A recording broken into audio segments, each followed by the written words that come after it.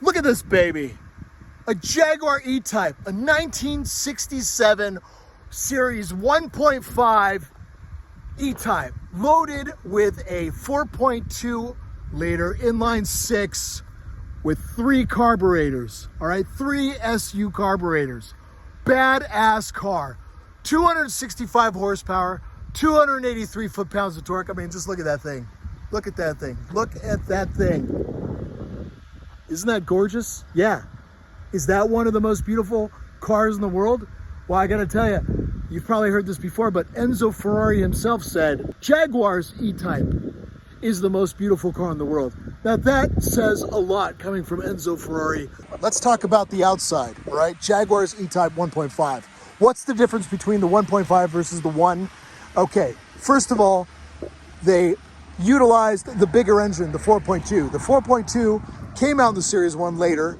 They kept that. It's a bigger engine, more torque. They upgraded the cooling, totally new block, new design. But on the outside, they uncovered the headlights. So the Series 1 have the covered headlights. The Series 1.5 are uncovered and the 2 are uncovered. But the 2, they pushed the headlight a little further out. So this, to me, is the sexiest version of the open headlights, okay? They also, in the Series 1.5, they kept the rear taillights above the bumper, which is really nice. When they went to the Series 2, the taillights went down here and they got bigger. So it's a little more elegant having the rear taillights in the back, which I think. I mean, look at that, what a perfect car. And again, this is a Series 2, the Series 1.5 2 plus 2. What does 2 plus 2 mean? It just means there's a back seat. But in order to have a back seat and have room for the passengers, they had to lengthen the car by 9 inches and they had to raise the roof a little. So the greenhouse got a little bigger. Freaking awesome. And look how long that hood is. What a car. Just sit back, wind out the gears, feel the torque, listen to that engine. And this car has disc brakes. Okay, ahead of its time. It's a full European car, 1967. I mean, come on, disc brakes. You know, American cars were doing the big drum brakes. American cars were designed for long, open roads, never stopping. I mean, you can literally fall asleep, just wake up and realize you're 5 miles down the road going straight. This was meant for canyons, smaller roads, more compact, and the disc brakes in the rear, which are really cool, are inbore, which is down below. Look at the disc brakes. So they're not in the wheel. They're back there by the gearbox, which gives it less unsprung weight. Of course, there are the springs in the rear, coilovers. In the front, you have torsion bars, no springs. This color is known as Warwick Gray. Now, this particular car has been repainted. I could see there's a chip here and I could see some blue. That was probably the original color, but the Warwick Gray, I mean, this is the OG. Gray is a very popular color now. You know, a lot of wraps or just new cars are gray, but this is, you know, 1967. It looks really sexy as gray, doesn't it? Really sexy. This is a European spec model, not US, so this is the most powerful version of the 1.5 series. Let's go and check out the engine. Let's open this up. Bam! Look how freaking awesome that is. Beautiful. This particular E-Type had some upgrades. The previous owner upgraded with a much bigger aluminum radiator, which is a must if you're living in Southern California and driving in the summer. I mean, again, where this car was designed, it was always damp, gloomy, cold, rainy. You know, they didn't really need as much cooling. The Series 1.5 had 2 fans versus one on the Series 1, which helped it out. So it had an upgraded cooling system, but still for Southern California, summer, it's hitting 100 degrees. It's nice to have the big radiator and the electric fan. All right, some of the differences that you could easily tell right away if this is a European spec versus US spec is these valve covers are smooth chrome. The American versions had the ribbed covers, and also the American version has a bar that connects the exhaust manifolds, supposedly to warm up the fuel a little quicker. One of the biggest differences is the European version had 3 SU carburetors, which are freaking awesome, giving you maximum horsepower, 265 horsepower, 283 foot-pounds of torque. I know I'm repeating myself. The US version has two carburetors, two Zenith Stromberg carburetors, which drop the horsepower and drop the foot-pounds of torque by 20. Look at that massive hood. Sexy, sexy car. I can't recommend getting an E-Type enough. I had no idea I would love this car as much as I do. I am so seduced by it. It is one of the most engaging, fun cars I've ever driven. You know, I had a 355, which was awesome to wind out through the canyons. Totally different car. That was like a go-kart with a very special sounding V8, 5 valves per cylinder, 385 horsepower. This car is torquier, and there's something about cruising and winding out the gears. I don't know. It's just a very usable, torquey power running through the canyons of Southern California. I don't know what to say. And look at how many cars are as gorgeous as this. And this inline six is so simple. Every part is accessible. I mean, when you look at modern cars today, they're so complicated. There's so many band-aids. I mean, if anything breaks, it's so expensive. Forget owning any new cars out of warranty. I mean, look, all the parts are there. You can actually wrench it yourself. It's funny. I mean, back in the day, they were probably like, oh, wow, you know, high maintenance. It's like, this actually is not high maintenance. This is very simple. It's a very low maintenance car. Now, you can't let these sit. The previous owner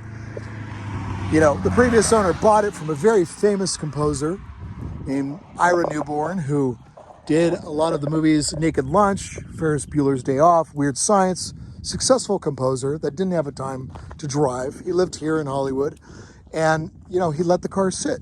So the next owner put in about $18,000 into it because it just sat so long that it needed the engine to go through. So he went through the engine, went through the heads, upgraded the radiator, upgraded the wheels so you could fit tires. Very hard to find 15-inch tires.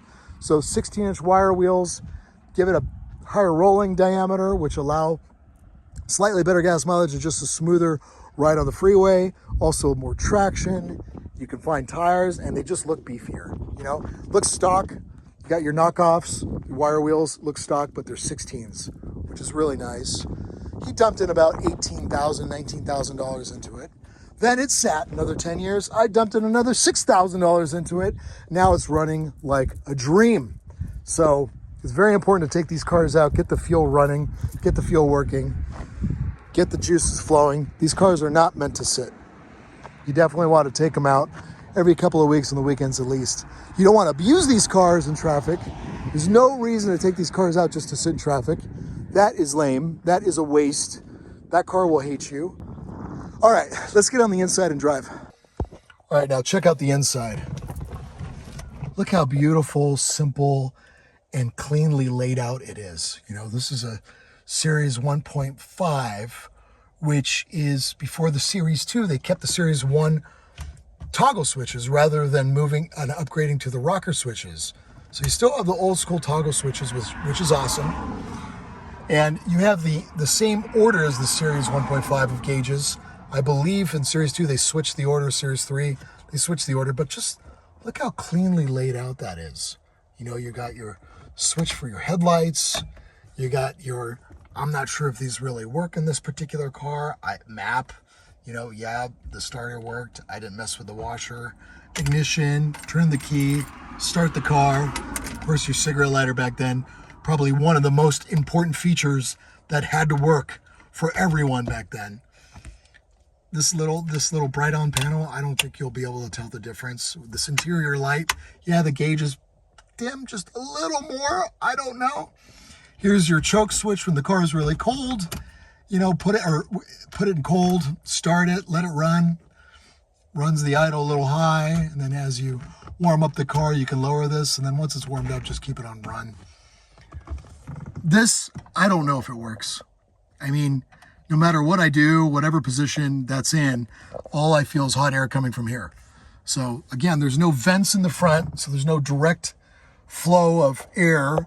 Even on the sides, they don't have those little windows that open up on the sides, so you got to roll it down. So, I'm here in Southern California. Most of the time, these windows are down. Oh, wow, look at that. What is this, Daddy? Honey, that is used to actually roll down the window. Wow. Door handle. Horn. Emergency brake. Simple. All right, once you step into this car, no freaking radio, no Bluetooth, no anything really except shift, drive. Fortunately, these gauges don't work for me. I can kind of shift when I hear how the engine's doing, you know, when it's time and I start running out of power or where the torque curve I can feel, I just shift. I will fix these eventually. The most important gauge here is your water temp. Water temp and oil pressure. Definitely water temp. Got to watch that. This car, of course, has the upgraded giant aluminum radiator with a big fan. So, you know, running around in Southern California in the canyons, you definitely want that to keep it cool.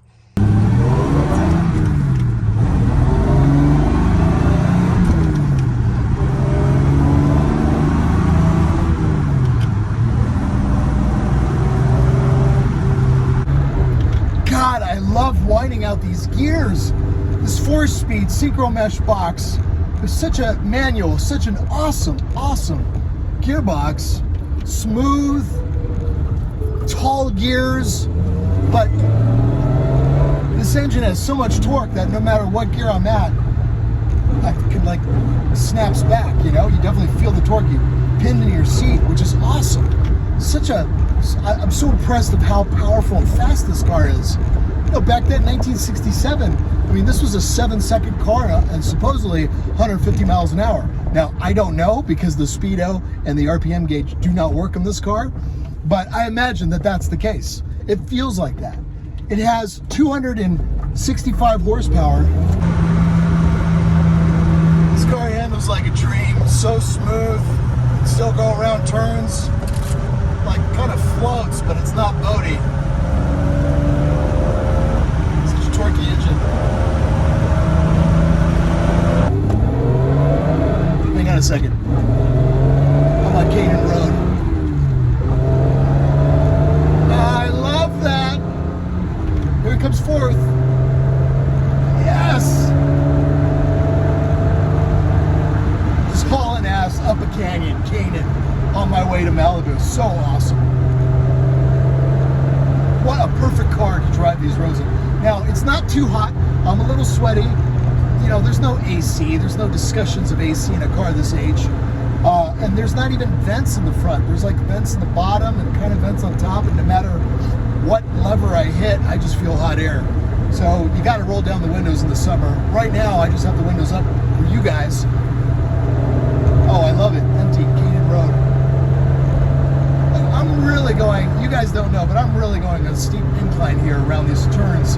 And there's so much torque in this car. 283 foot-pounds of torque is a lot for a 6-cylinder. I mean, this is a 4.2-liter inline 6, 3 carbs, and it kicks ass.